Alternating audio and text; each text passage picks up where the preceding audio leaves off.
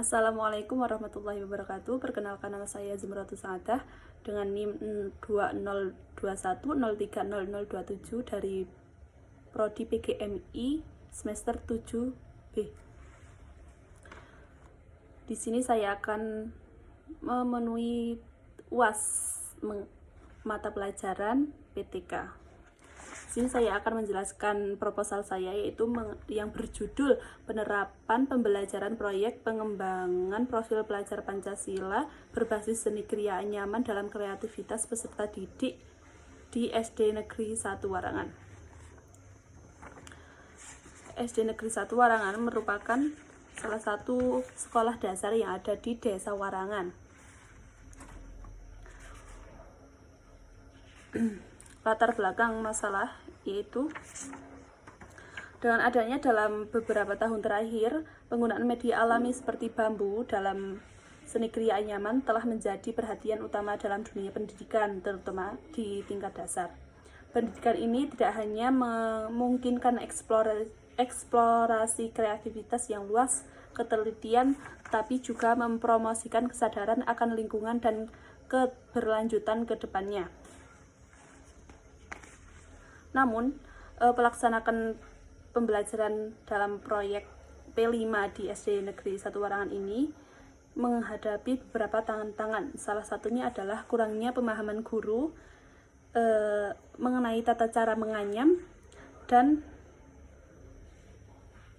disebabkan oleh keterbatasannya pengalaman dan pelatihan yang diberikan yang diperoleh oleh guru, sehingga di SD ini mendatangkan pelatih dari desa sebelah.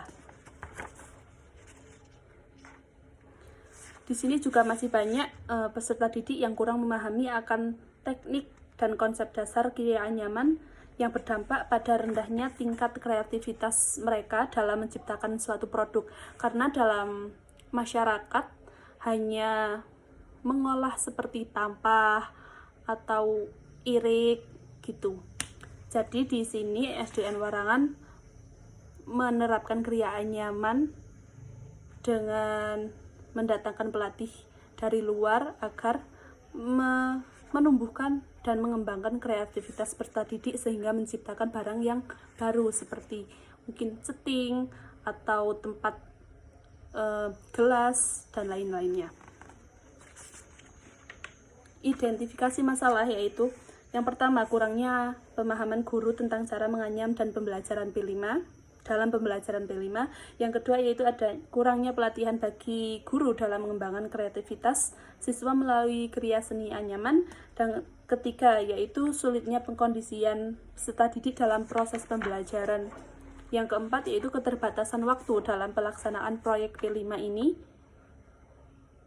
dalam kurikulum sekolah. Yang kelima yaitu masih banyak siswa yang kurang paham pemahaman dan kreativitas seni kriya nyaman. Dan yang terakhir yaitu adanya rendahnya kreativitas peserta didik dalam membuat produk seni kriya nyaman. Penegasan istilah dari judul yang saya ambil yaitu ada penerapan pembelajaran P5 seni kriya nyaman dan kreativitas. Rumusan masalah yang pertama yaitu bagaimana proses penerapan pembelajaran proyek penguatan profil pelajar Pancasila dalam berbasis seni kriya di SDN 1 Warangan. Yang kedua, bagaimana kreativitas peserta didik di SDN 1 Warangan setelah menerapkan pembelajaran P5 dan dalam menghasilkan karya seni anyaman tersebut. Dan yang terakhir yaitu bagaimana hambatan yang dihadapi dalam proses pembelajaran tersebut di SDN 1 Warangan. Tujuannya yaitu yang pertama agar untuk mengetahui bagaimana proses penerapan pembelajaran proyek penguatan profil Pancasila dalam berbasis seni kriya di SDN 1 Warangan tersebut. Yang kedua yaitu untuk mengetahui bagaimana sih kreativitas peserta didik setelah melakukan pembelajaran tersebut dalam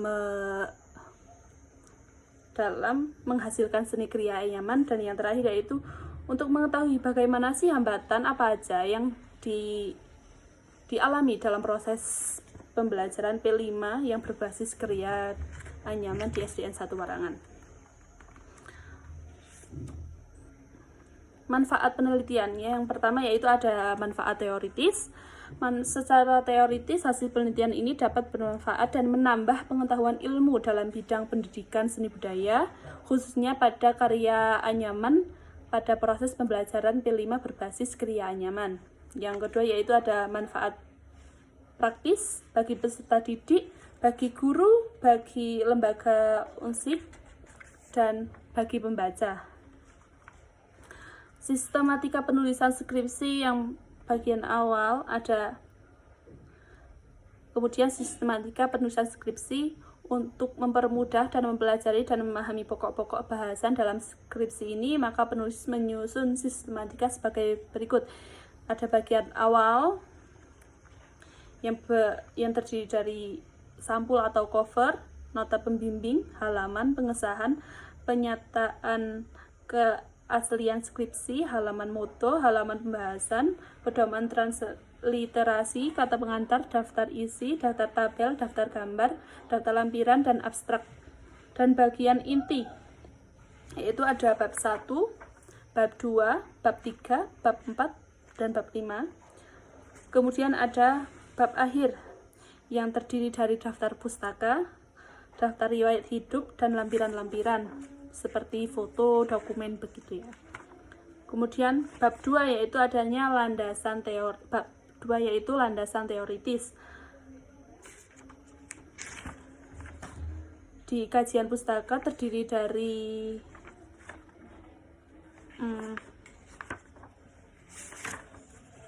3 skripsi. Punya saya terdiri dari 3 skripsi dengan judul tersebut. Kemudian ada 2 artikel. Kemudian kajian teorinya ada yang pertama yaitu pengertian dan metode pembelajaran. Yang kedua ada yang pertama yaitu pengertian dan metode pembelajaran, ada pembelajaran kooperatif, pembelajaran berbasis proyek, pembelajaran berbasis masalah, pembelajaran berbasis game, pembelajaran langsung, pembelajaran inquiry, pembelajaran berbasis teknologi, dan pembelajaran aktif. Kemudian ada di pembelajaran diferensiasi, jarak jauh, terus pembelajaran berbasis keterampilan, dan pembelajaran reflektif. Kemudian yang kedua yaitu ada pengertian seni kriya. Yang ketiga ada pengertian anyaman. Terus ada jenis-jenis anyaman, ada anyaman mengkuang, ada anyaman pandan, ada anyaman buluh, ada anyaman rotan, dan ada anyaman lidi. Kemudian ada anyaman ribu-ribu juga. Berdasar ciri fisiknya ada anyaman datar, ada anyaman 3 dimensi, dan ada anyaman makrame. Kemudian yang terakhir yaitu ada kreativitas. Kemudian ada ciri-ciri kreativitas juga,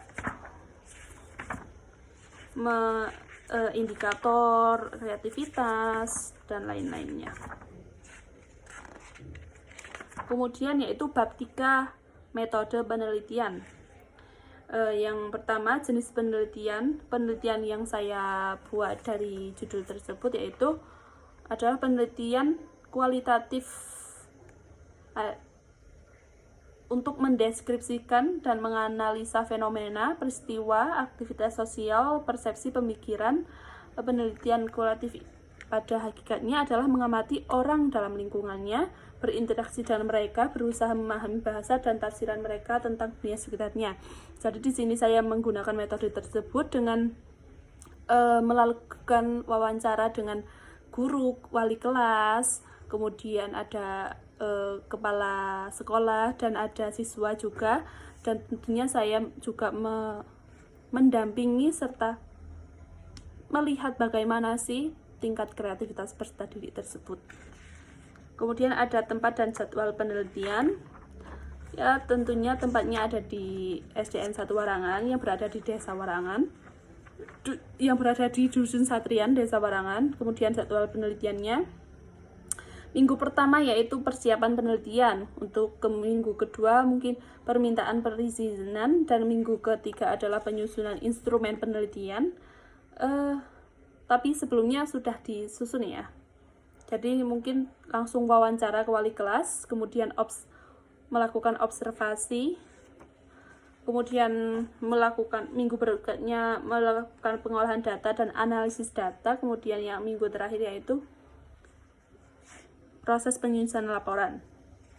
Yang ketiga yaitu ada subjek penelitian.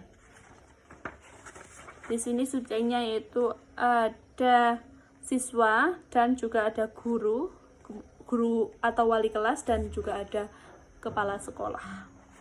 Kemudian ada teknik pengumpulan data, yaitu saya melakukan ada observasi yang pertama, yang kedua yaitu ada wawancara, dan yang terakhir ada dokumentasi pastinya.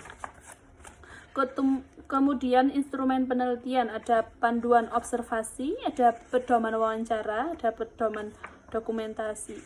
Kemudian ujian keabsahan data